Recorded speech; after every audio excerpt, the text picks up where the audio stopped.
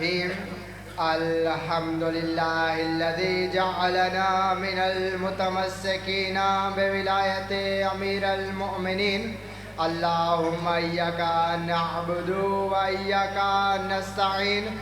الصلاة والسلام بالتحية والإكرام على أشرف الأنبياء والمرسلين. ثم الصلاة والسلام على الصديقة المباركة الرازية المرزية عالمة غير معلمة أم الكتاب أم القرآن أم الأنوار أم المعصومين أم الهدى أم الحسن أم الحسين أم المحسن أم العباس وأم أبيها السيدة فاطمة الزهراء سلام الله عليها. ولعن الله تعالى على أعدائهم أجمعين ومنكر فضائلهم وولايتهم وعصمتهم. أما بعد فقد قال حق سبحانه وتعالى في كتابه المجيد وفرقان الحميد بسم الله الرحمن الرحيم. ثم أورثنا الكتاب الذين اصطفينا من عبادنا. بلندتر صلوات. اجازت ہے ذکر شروع کیا جا سکے. بہت ہی مختصر ٹائم میں بس 5 یا 7 منٹ. گفتگو کا مرکز و محور اس شہنشاہ کی ذات اقدس ہے کہ جس کی وجہ سے آج ملت تشیع کی پہچان ہے. امام جعفر صادق علیہ السلام کے مکتب میں لوگ پڑھنے کے لیے آ رہے ہیں.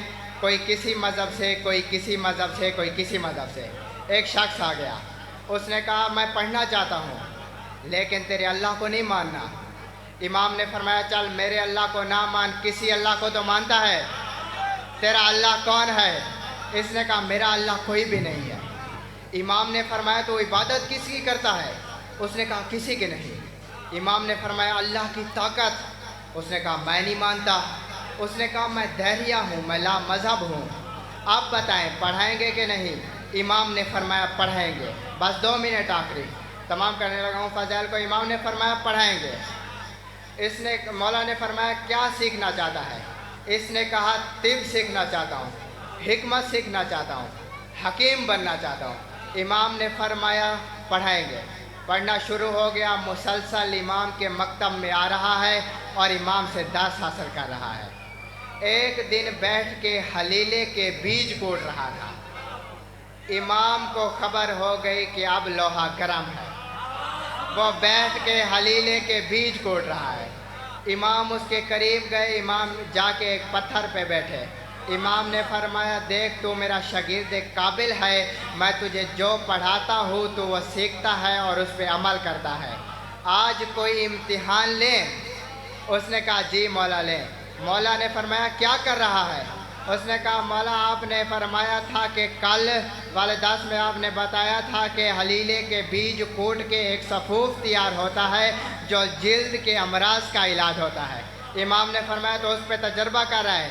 اس نے کہا جی مولا تجربہ کر رہا ہوں. مولا نے فرمایا اسی پہ سوال کرنے لگا ہوں, تو مجھے بتا پہلے بیج آیا تھا یا درخت؟ سوچنے کے بعد امام کا چہرہ دیکھا, بیج آیا تھا. امام نے فرمایا کس درخت سے گرا تھا؟ کہتا ہے کہ پھر پہلے درخت آیا ہوگا. امام نے فرمایا کس بیج سے ہوگا تھا؟ پریشان ہو گیا. پریشان ہو کے کہنے لگا مولا کچھ دن ہوئے ہیں آپ کے مکتب میں آئے ہوئے, جتنا کچھ میں نے سیکھا ہے اس سے استاد محترم میں اسی نتیجے پہ آ کے پہنچا ہوں. زمین کے اندر کچھ مادے رہتے ہیں جو نظر نہیں آتے اور مخصوص دنوں میں وہ مادے اکٹھے ہو کے ایک بیج کی صورت اختیار کر لیتے ہیں. امام نے اس کے کاندھے پہ ہاتھ رکھ کے فرمایا اب بتا ان مادوں کو اکٹھا کرنے والا کون ہے؟ کون ہے جو ان مادوں کو کون ہے جو ان مادوں کو اکٹھا کرتا ہے؟ تو نے نہ نظر آنے والے مادے مان لیے, نہ نظر آنے والا اللہ کیوں نہیں مانا؟ جیسے وہ بھی چھپے ہوئے راز ہیں ویسے یہ بھی چھپا ہوا راز ہے. اتنا کہنا تھا. اس نے قدموں میں بیٹھ کے کہا قربان جاؤں آپ کے, آپ نے صرف اللہ منوایا نہیں, آپ نے دکھا بھی دیا ہے. صلوات پڑھیں بابا دے بڑا. بس فضائل اتنا کافی. جس نے پوری کائنات کو چلنا سکھایا اس کی ماں بازار میں چادر مانگ رہی تھی. غربت میں بھی اس بادشاہ کی اپنی مثال. میں بس ایک درد پڑھوں گا، اس کے بعد منبر چھوڑوں. سارا سال اس امام کے دکھ نہیں پڑے جاتے. میں ایک شہادت کی سطر کہنے لگا ہوں. یہ عزاداری کا طریقہ ہی میرے اس بادشاہ نے سکھایا ہے. یہ جو ہم روتے ہیں نا، یہ جو ہم ماتم کرتے ہیں، اس کی تہذیب بھی ہمیں اس بادشاہ نے سکھائی ہے. اس کی پہلی نشانی بتاؤں، مدینے کے لوگ کہتے ہیں ہم محرم کا چاند آسمان پہ نہیں دیکھتے تھے. جعفر صادق کے گھر سے رونے کی اتنی آوازیں آتی، ہمیں پتہ چل جاتا محرم کا چاند طلوع ہو گیا ہے. بس عزاداروں، 3 مرتبہ امتیوں نے سیدہ کے گھر کو آگ لگائی ہے.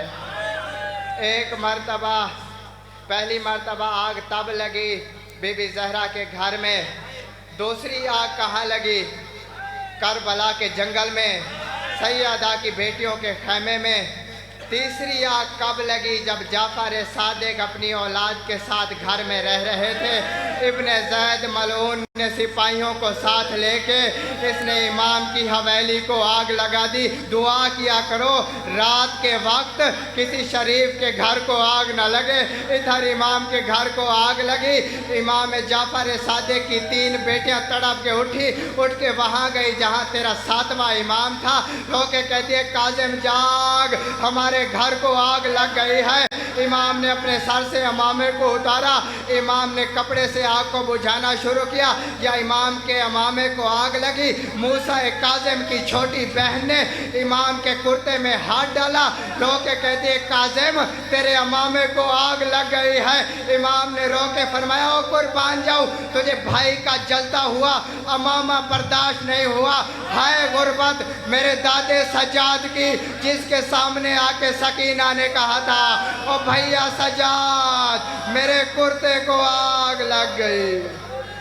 اعلیٰ لعنت اللہ علی القوم الظالمین و سیعلمون.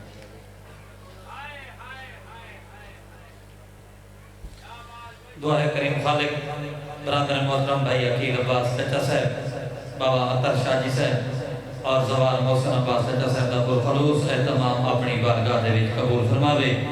28 مئی اسے توسا شہر جو کربلا و عراق قافلہ زیارات تے جاری ہے. کوئی خیش مند حضرات میں تو بابا شہزاد شاہ صاحب زوار عقیل عباس بھٹی صاحب نال رابطہ کر سکتے ہیں. 14 ذی الحج کسے مقام دے ہوتے مجلس عزا ہوسی امام بارگاہ سجادیہ دے وچ پڑھنے والے صاحبان سید نجم الحسن شیرازی بولوال، جناب وسیم العباس بلوچ لالیاں، سیم رضا نوکی نوتک بھائی تفسیر عباس مرغانی صاحب زہر اہتمام. 2 بجے آغاز مجلس، مومنین کو شرکت دی اپیل. 22 ذکر سالانہ مجلس عزا بھائی ظہور عباس بھٹی صاحب زہر اہتمام. امام بارگاہ سید گل محمد شاہ جسی ملک دے نام برزا کر خطاب فرمائے سے مومنین اگے شرکت دی اپیل ہے. تو ذکر آل محمد بیان فرمائے سے آج دی صفحے آزاد آخری ذاکر ملک پاکستان دی 3 نمبر شخصیات شہنشاہ احمد صاحب برادر رضی وقار زوار نصرت عباس خان چانڈیو مصاحب دے حوالے نال ملک دا بہت بڑا نام جناب رضوان حیدر قیامت مقصود پور، شہنشاہ احمد صاحب جناب خاور عباس قیامت مقصود پور اکٹھے روزہ پیش کرے سن. شہادت شہزادہ اکبر علیہ السلام پڑھ سن اور تابوت بھی مولا دا برآمد ہو سی. آواز بلند صلوات.